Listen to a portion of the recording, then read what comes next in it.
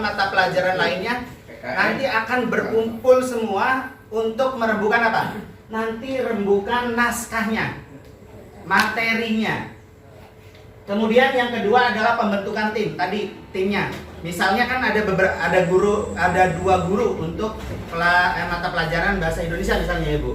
Nah, dua guru ini kita bagi.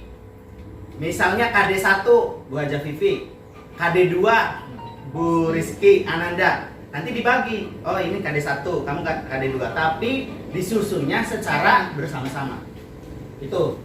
Kemudian rapat dulu ya, tadi kata saya ada MGMP. Kemudian membuat shooting script. Kemarin tuh ditulis gitu. Itu bagian dari shooting script. Kalau lihat di pembaca berita itu kirain kalau waktu kita ini wah hebat banget ya pembaca berita tidak pakai teks. Ternyata mah ada di depannya gitu kan, ada layarnya berisi tulisan. Karena di posisinya di depan sehingga kameranya itu seolah-olah si pembawa berita itu tidak baca gitu. Nah, ini adalah udah menggunakan shooting script namanya.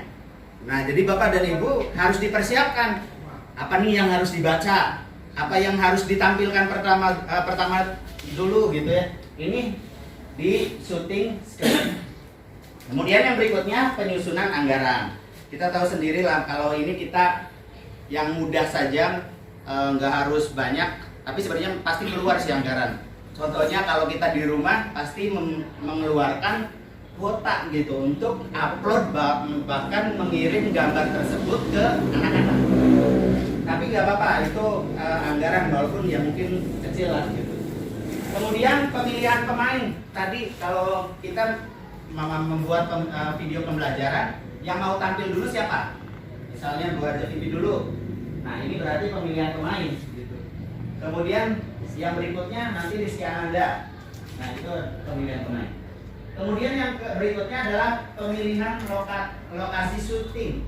Penting juga. Kayak kemarin di dekat jalan raya pasti suaranya bising, banyak kendaraan. Cari yang tempat-tempat yang agak nyaman, yang agak nyaman nih dari suara-suara. Nah, kayak kemarin Bu Yaya pas lagi ngomong ada suara nah itu juga mengganggu. Makanya lokasi syuting juga sangat penting. Kemudian setting lokasi atau blocking area. Pada saat syuting misalnya Bu Yaya dengan Pak Badawi kelas 7 Mas Bu itu. Nah, nanti harus dibantu dengan yang lainnya karena untuk apa? Nanti tekenin ininya ya, kameranya gitu. Kemudian anak-anak awas nih kalau ada lagi syuting jangan ada lewat atau segala macam, itu penting juga gitu. Blocking area. Kemarin kalau saya dengar cerita dari alumni sini yang jadi manajer pembuatan film itu, blocking area untuk pembuatan film Dilan saja itu jalan di blok 2 jam 25 juta. 2 jam itu.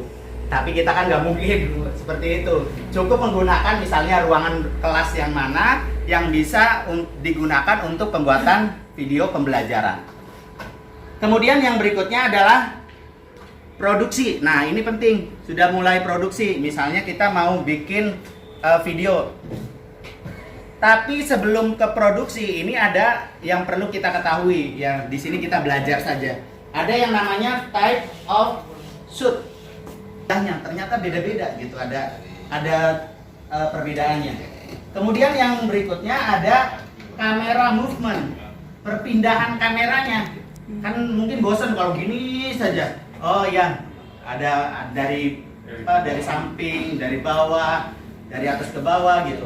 Itu namanya kamera movement. Kemudian yang berikutnya adalah peralatan.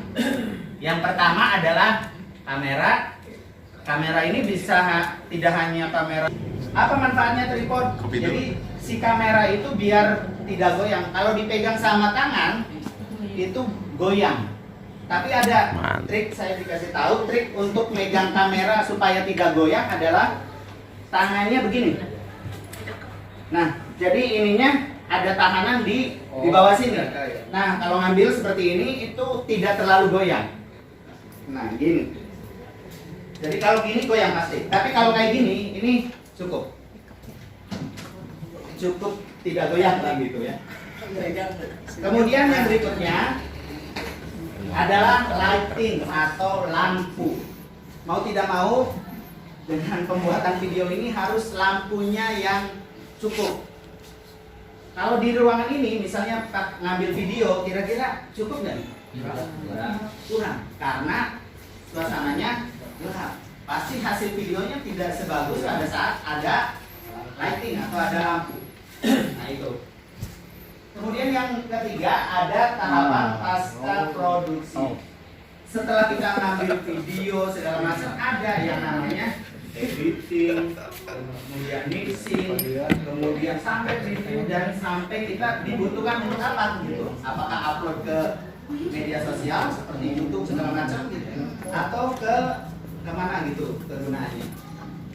Baik, kita lihat dulu.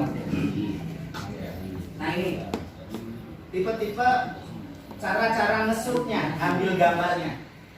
Ada yang namanya extreme long shot gitu ya.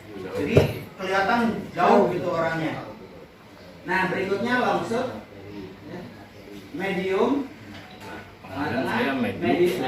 medium long ya. Ini medium. Kemudian medium close up, big close up, extreme close up. Beda-beda. Nah, bisa rekan-rekan juga lihat pada saat kita kalau foto tuh, foto yang diambil pada saat kita selfie yang mana biasanya? Pasti yang ini kan rata-rata. Berarti ini close up namanya. Kalau lebih dekat lagi, big close up gitu ya. Ini nih ada contohnya di sini. Ini. Kemudian yang kedua adalah low. Low itu dari bawah. Nih. Yang ini dari bawah. Jadi kita ngambil gambar dari bawah. Mungkin pernah menemukan film-film yang ngambil gambarnya dari bawah. Itu namanya low angle. Ya. Oh, kayak dangdutan nih. Pas semua dangdutan terus.